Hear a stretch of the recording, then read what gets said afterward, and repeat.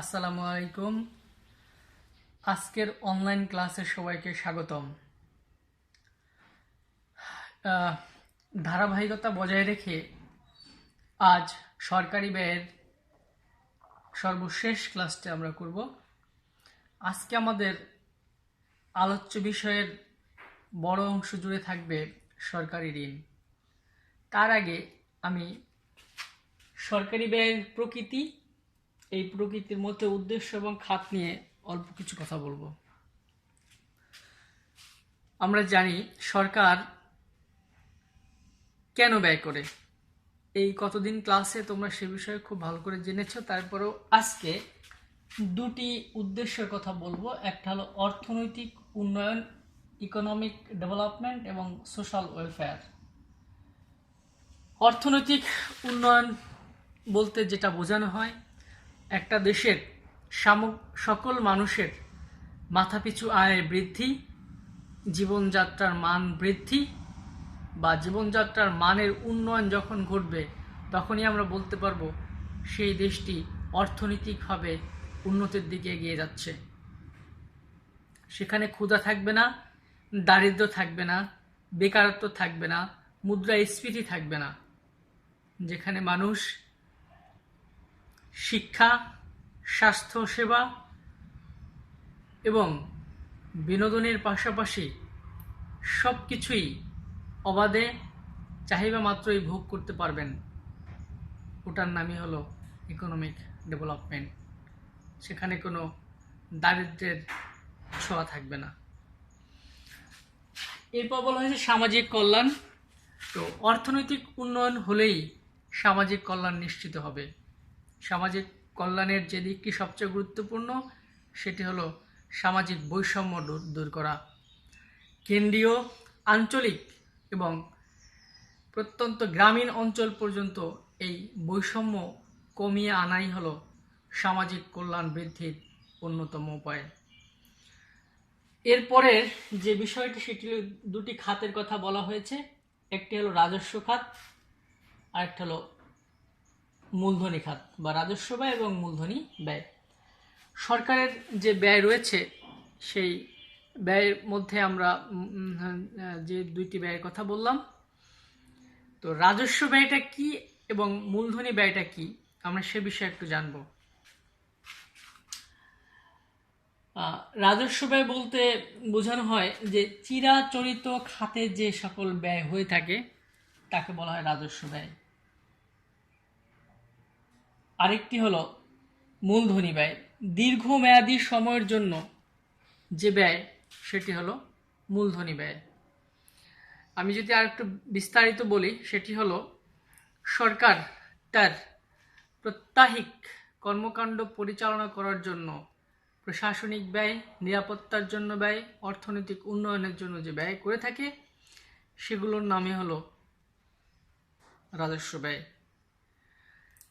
আর উন্নয়ন ব্যয় হলো দীর্ঘমেয়াদে একটি দেশের উন্নয়নের জন্য যে ব্যয় করা হয়। সেটি কেমন? পদ্মা সেতু তৈরি হচ্ছে, এটা দীর্ঘমেয়াদী একটি পরিকল্পনার অংশ।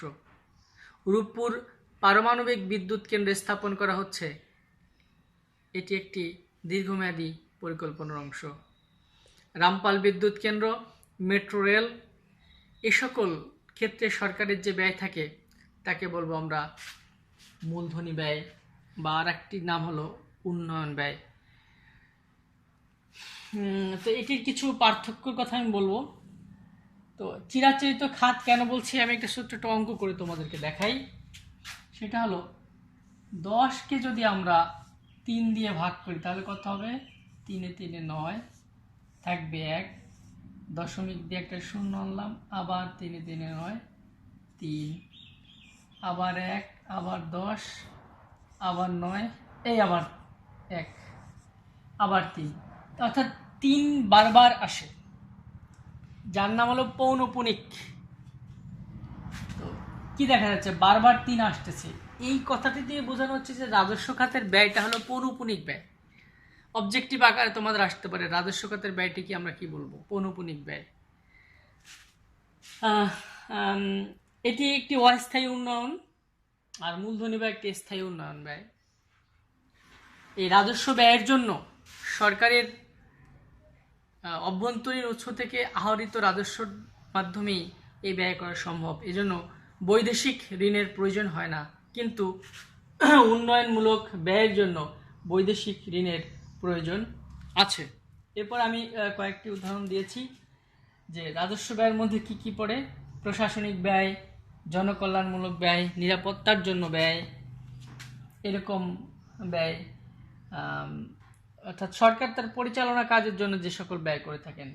আর মূলধনী ব্যয় বলতে যেটা বোঝানো হয়েছে, পদ্মা সেতুর জন্য ব্যয়, রূপপুর, আমি লিখেছি রূপপুর পারমাণবিক বিদ্যুৎ কেন্দ্র, রামপাল বিদ্যুৎ কেন্দ্র, মেট্রো রেল, এলিভেটেড এক্সপ্রেস, এরপর চার লেনের ঢাকা চিটাগাং মহাসড়ক। এগুলো হলো কি এই মূলধনী ব্যয় বা উন্নয়ন ব্যয়ের অন্তর্ভুক্ত। আমরা এবার দেখব সরকারি ব্যয়ের অর্থ সংস্থান, অর্থাৎ সরকার কোন কোন খাত থেকে অর্থে সংগ্রহ করে তার বাজেট বাস্তবায়ন করে থাকেন। আমরা এখানে 6টি খাতকে প্রাধান্য দিয়েছি।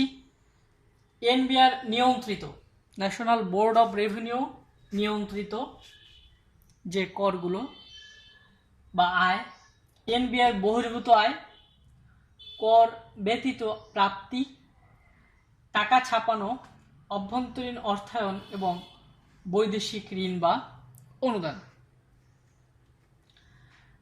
মূলত সরকার এই 6টি খাত থেকেই তার অর্থের সংস্থান করে থাকেন। এইসব খাতের থেকে সরকারের আরও গুরুত্বপূর্ণ যে খাতগুলো, মানে আরও যদি ছোট করি বা আরও ম্যাগনিটিউড করি, তাহলে যে খাতগুলো আমরা পাবো সেটি হলো সরকারি আয়ের গুরুত্বপূর্ণ খাত। একটি হলো পণ্য কর, কমোডিটি ট্যাক্স, আয়কর, আমরা ভ্যাট দিয়ে থাকি, ভ্যাট পণ্য করের মধ্যে পড়ে।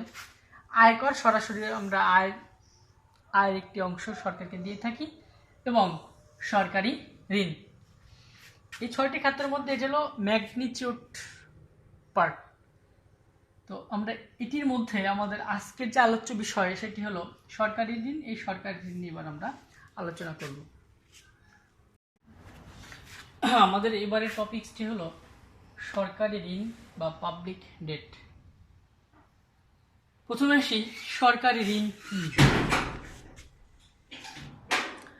সরকার তার কেন্দ্রীয় ব্যয় নির্বাহ করার জন্য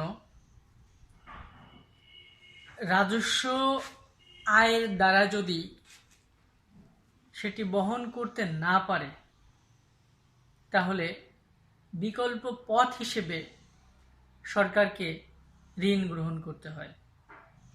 অর্থাৎ সরকার তার বাজেট বাস্তবায়নের জন্য, একটি দেশের অর্থনৈতিক উন্নয়নের জন্য, সামাজিক কল্যাণ বৃদ্ধি করার জন্য যখন রাজস্ব আয়ের দ্বারা অর্জিত অর্থ দিয়ে ব্যয় সংকলন করতে না পারে, তখন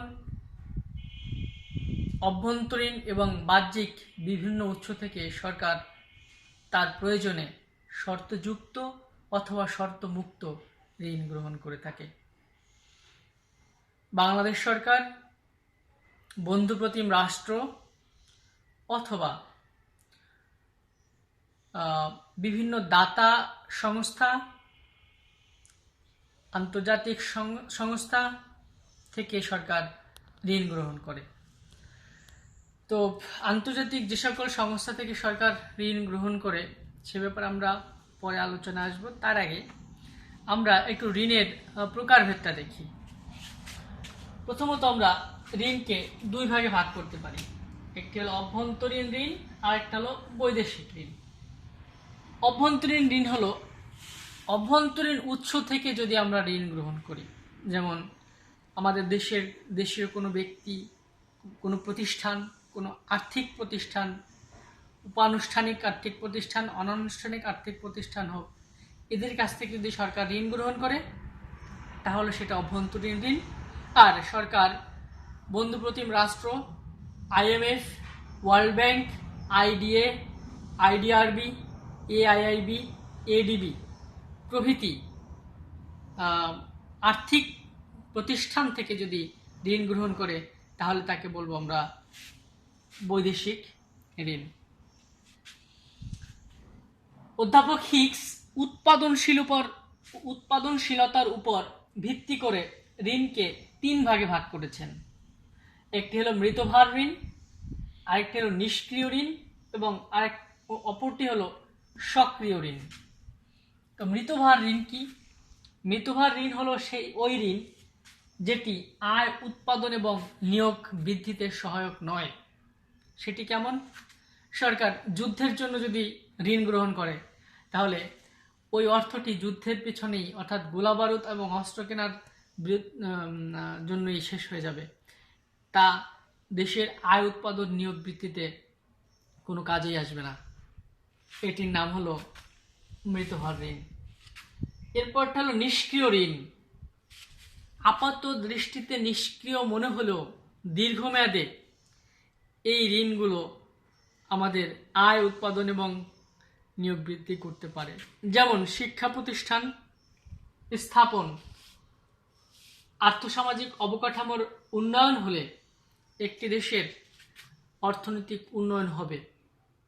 এটি হলো নিষ্ক্রিয় ঋণ। এটি দীর্ঘমেয়াদে এই ঋণ গ্রহণ করা হয়। সক্রিয় ঋণ, যেমন আমরা রূপপুর পারমাণবিক বিদ্যুৎ কেন্দ্র স্থাপন করার জন্য ঋণ গ্রহণ করলাম, অর্থাৎ বিদ্যুৎ উৎপাদিত হবে, এ থেকে আমাদের আয় হবে, উৎপাদন হবে, নিয়োগ হবে। এমনিভাবে রাস্তাঘাট নির্মাণ, এ থেকেও আমাদের আয় উৎপাদন নিয়োগ বৃদ্ধি করতে পারে। অর্থাৎ যে ঋণের অর্থ কাজে লাগানোর পর থেকেই আয় উৎপাদন এবং নিয়োগ বৃদ্ধিতে সহায়ক, সেটির নাম হলো সক্রিয় ঋণ। এবারে আমরা আসব যে সরকারের ঋণের উদ্দেশ্যগুলো কি কি, বা সরকার কেন ঋণ গ্রহণ করে থাকেন, বা সরকারের ঋণ গ্রহণের প্রয়োজন কি কি। একটি গণতান্ত্রিক রাষ্ট্রের রাষ্ট্রনায়ক যারা থাকেন তাদের সকলেরই ইচ্ছা দেশকে কিভাবে উন্নতির শিখরে নিয়ে যাওয়া যায়। সেটি শিক্ষা, শিল্প, সেবা, কৃষি, স্বাস্থ্য, পর্যটন, সকল খাতেই দেশকে এগিয়ে নিয়ে যাওয়ার প্রত্যয়ে সরকার বাজেট প্রণয়ন করে থাকেন। সেই বাজেট বাস্তবায়নের জন্য আমরা জানি রাজস্ব খাত সহ অরাজস্ব খাত থেকেও সরকার ঋণ গ্রহণ করে থাকেন। সেই অরাজস্ব খাতের একটি অন্যতম হলো, বা অন্যান্য খাতের একটি অন্যতম হলো এই ঋণ। তো আমরা আসি যে সরকার প্রথম হলো আর্থসামাজিক অবকাঠামো নির্মাণে সরকার ঋণ গ্রহণ করে থাকেন। একটি দেশের আর্থসামাজিক অবকাঠামো উন্নয়ন যত ত্বরান্বিত হবে সে দেশের সামাজিক কল্যাণ তত নিশ্চিত হবে। তাই সামাজিক কল্যাণ নিশ্চিতের পাশাপাশি দেশের অর্থনৈতিক উন্নয়নকে আরও বেগবান করার জন্য সরকার ঋণ গ্রহণ করে থাকে। তারপরে হচ্ছে জরুরি অবস্থা মোকাবেলা। জরুরি অবস্থা মোকাবেলা করার জন্য সরকার কি করে থাকেন? ঋণ গ্রহণ করে থাকেন। আকস্মিক বন্যা, ঘূর্ণিঝড়, জলোচ্ছ্বাস, যুদ্ধ প্রভৃতি এই আকস্মিক পরিস্থিতি মোকাবেলা করার জন্য সরকার ঋণ গ্রহণ করে থাকেন। ঘাটতি বাজেটে অর্থায়ন। আমরা জানি বাজেট 3 ধরনের হয়ে থাকে। একটি হলো ঘাটতি বাজেট, আরেকটি হলো উদ্বৃত্ত বাজেট, আর হলো সুষম বাজেট, অর্থাৎ আয় ব্যয় যেখানে সমান। তো বাংলাদেশের বাজেট সবসময় ঘাটতি বাজেটই হয়ে থাকে। বাজেটের অর্থ যদি রাজস্ব আয়ের দ্বারা মেটানো সম্ভব না হয় তখন সরকার এর পক্ষে কি করার থাকে, হয় সে নতুন কর আরোপ করবে অথবা মুদ্রা ছাপাবে। এটিও যখন সম্ভব হচ্ছে না তখন সরকারকে কি নিতে হয়? অভ্যন্তরীণ হোক আর বাহ্যিক উৎস হোক, সেখান থেকে ঋণ গ্রহণ করতে হয়। এরপরে বিনিয়োগ বৃদ্ধি, একটা দেশের শিল্প কারখানা স্থাপন সহ অবকাঠামোগত উন্নয়নে মানুষকে বন্ড, সঞ্চয়পত্র প্রভৃতিতে আকৃষ্ট করে সরকার কি করে, বিনিয়োগ বাড়ানোর জন্য ঋণ গ্রহণ করে থাকে। এরপরটি হলো অর্থনৈতিক স্থিতিশীলতা অর্জন। প্রত্যেকটা দেশের গুরুত্বপূর্ণ তিনটি বাজার রয়েছে। একটি হলো দ্রব্য বাজার, শ্রম বাজার, অর্থ বাজার। এই তিনটি বাজারের ভারসাম্য অর্জন করতে হলে সরকারকে রাজস্ব ব্যয়ের পাশাপাশি ঋণের ব্যবস্থাও রাখতে হয়। কোনো কারণে যদি এই তিনটি বাজারের ভারসাম্য না থাকে, তখন সরকার ভারসাম্যে আনার জন্য প্রয়োজনে ঋণ গ্রহণ করে থাকে। অর্থাৎ অর্থনীতিকে একটি স্থিতিশীল অবস্থায় রাখার জন্য সরকার ঋণ গ্রহণ করে থাকে। এই ছিল আমাদের সরকারি ঋণের উদ্দেশ্য। এবারে আমাদের টপিকসটি হলো সরকারি ঋণের উৎসসমূহ। সরকারের ঋণের মূলত দুটি উৎস রয়েছে। একটি হলো অভ্যন্তরীণ উৎস, আরেকটি হলো বৈদেশিক উৎস। তো অভ্যন্তরীণ উৎস হতে সরকার ঋণ গ্রহণ করে থাকে, আবার বৈদেশিক উৎস থেকেও সরকার ঋণ গ্রহণ করে থাকে। তো অভ্যন্তরীণ উৎসগুলো কি? প্রথম হলো কোনো ব্যক্তি, সরকার কোনো ব্যক্তির কাছ থেকে ঋণ নিতে পারে। কেন্দ্রীয় ব্যাংক, বিশেষ করে বাংলাদেশ ব্যাংক, বাণিজ্যিক ব্যাংক, এছাড়া লিজিং কোম্পানি, বিমা প্রভৃতি থেকে সরকার এছাড়া ঋণ গ্রহণ করতে পারে।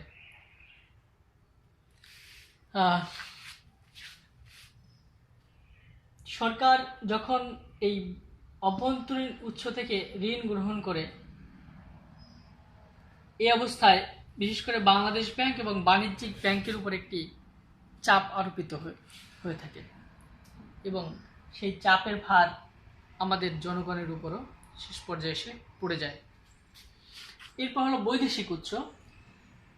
বিদেশি কোনো ধনাঢ্য ব্যক্তি, বন্ধু প্রতিম দেশ, বিভিন্ন দাতা সংস্থা, বিশেষ করে ওয়ার্ল্ড ব্যাংক, আইএমএফ,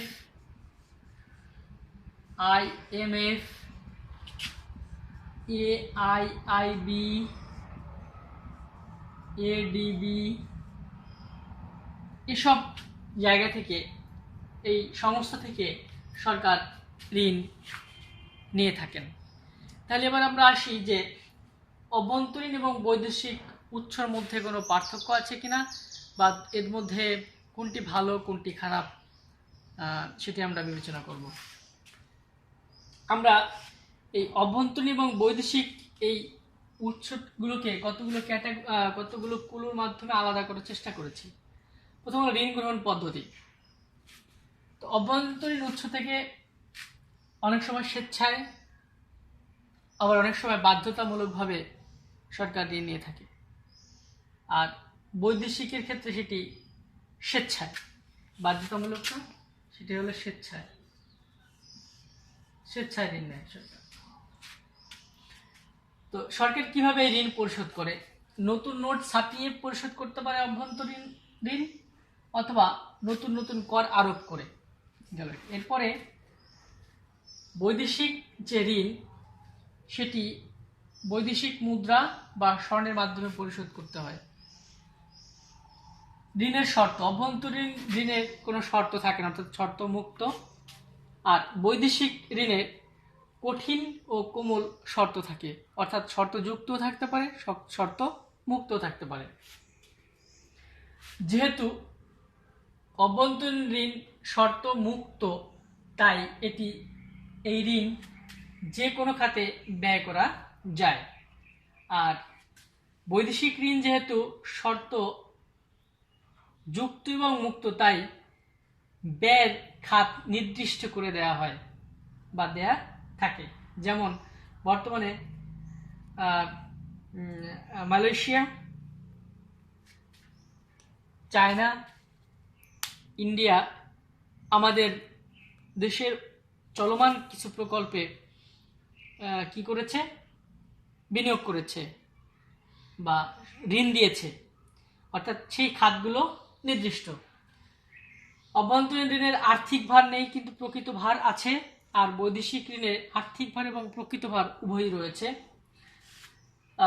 পরিশোধের সময় অভ্যন্তরীণ ঋণ এটি স্বল্পমেয়াদী হয়ে থাকে, আর বৈদেশিক ঋণ দীর্ঘমেয়াদী হয়ে থাকে।